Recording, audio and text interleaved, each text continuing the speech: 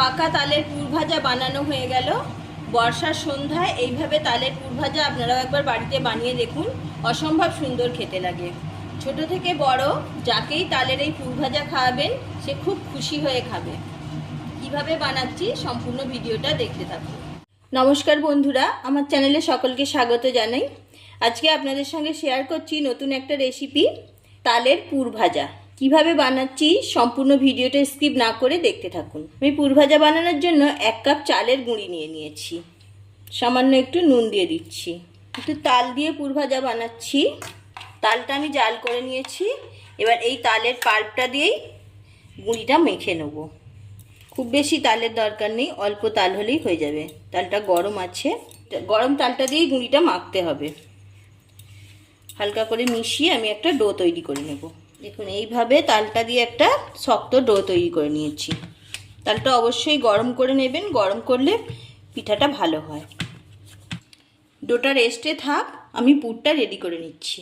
পুরটা বানানোর জন্য আমি ফ্রেশ নারকেল কোড়া নিয়ে নিয়েছি কড়াইয়ের মধ্যে। এর মধ্যে দিয়ে দিচ্ছি চিনি। চিনিটা ভালোভাবে নারকেলের সাথে মিশিয়ে নিচ্ছি। এবার গ্যাস অন করে পুরটা আগে বানিয়ে নেব। কিছুক্ষণ নাড়তে নাড়তেই চিনিটা গলে যাবে, নারকেলের সাথে মিশে যাবে। গ্যাসের ফ্লেমটা মিডিয়ামে রেখে পুরটা বানাতে হবে। দেখুন বন্ধুরা, নাড়তে নাড়তে চিনিটা অনেকটাই গলে গেছে। আমি আরও কিছুক্ষণ নাড়াচাড়া করে পুরটা তৈরি করে নেব।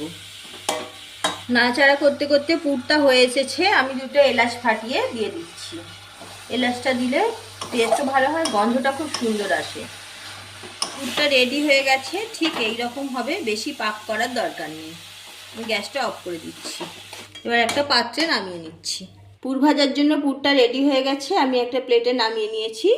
এবার আমি পিঠাগুলো তৈরি করে নেব। আমি ডোটা থেকে একটু ছোট্ট করে এরকম কেটে নিয়েছি। এবার হাতের সাহায্যে এইভাবে গোল পাকিয়ে নেব, নিয়ে চ্যাপটা করে দেব। এইভাবে পিঠেগুলো গড়তে থাকবো। একটা বাটির মতো তৈরি করে নিয়েছি। এর মধ্যে নারকেলের পুরটা দিয়ে দেব।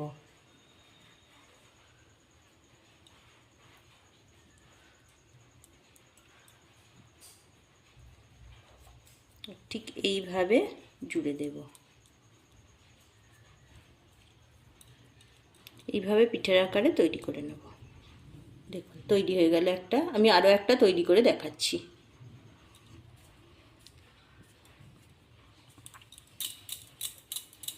গোল পাকিয়ে নিয়েছি। ঠিক এইভাবে হাতের সাহায্যে বাটিটা তৈরি করে নেব। পাতলা করে করতে হবে। এবার নারকেলের পুর দিয়ে দিচ্ছি।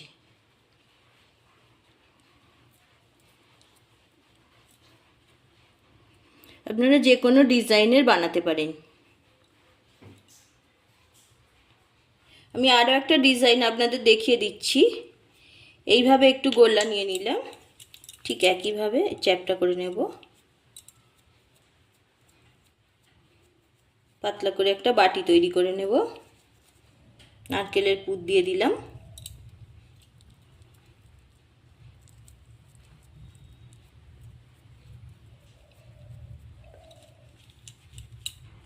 নারকেলের পুর দিয়ে হাতে এইভাবে চেপে দিলাম। এবার আমি একটা ছাঁচ নিয়েছি, ছাঁচের মধ্যে দিয়ে দিচ্ছি।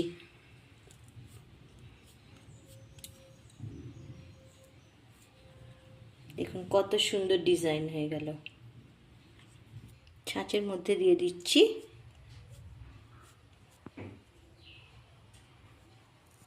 খুব সহজে বানানো হয়ে যাচ্ছে।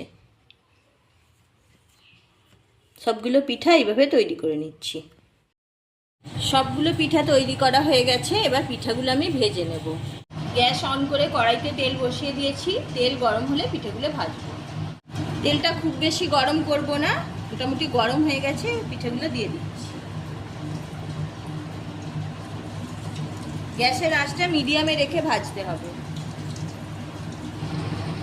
পিঠাগুলো একবার উল্টে দিচ্ছি।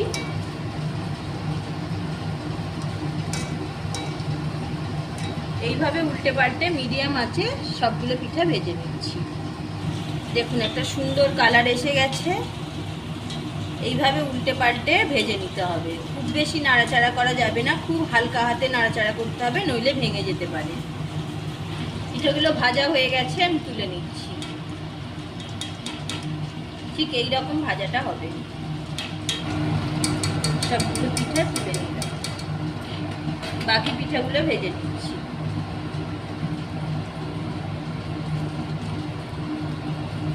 দেখুন বন্ধুরা, পিঠেগুলো আগের থেকে অনেকটা ফুলে গেছে। খুব হালকা হাতে উল্টে পাল্টে ভেজে নিতে হবে। রেসিপি ভালো লাগলে লাইক শেয়ার করবেন। নিত্য নতুন এইরকম রেসিপি পেতে চ্যানেলটা সাবস্ক্রাইব করে পাশে থাকুন, পাশে থাকা বেল আইকন প্রেস করুন। পিঠেগুলো ভাজা হয়ে গেছে, আমি তুলে নিচ্ছি। সুন্দর কালার এসে গেছে, আর পুর ভাজার সুন্দর গন্ধ উঠেছে। তালের পুর ভাজা গন্ধে একদম মোমো করছে। এইভাবে বর্ষার সন্ধ্যায় তালের সিজনে পুর ভাজা বানিয়ে একবার খেয়ে দেখুন, অসম্ভব সুন্দর খেতে লাগবে। সবগুলো পুর ভাজা বানানো হয়ে গেছে, আমি একটা প্লেটের মধ্যে সার্ভ করে দিয়েছি। দেখুন কত সুন্দর হয়েছে পুর ভাজাগুলো। বর্ষার সন্ধ্যায় তালের এইরকম পুর ভাজা থাকলে সন্ধ্যাটা একদম জমে যায়। আশা করছি রেসিপিটা আপনাদের ভালো লেগেছে। আজ এই পর্যন্ত। সুস্থ থাকুন, ভালো থাকুন, আবারও দেখা হচ্ছে অন্য কোনো এপিসোডে।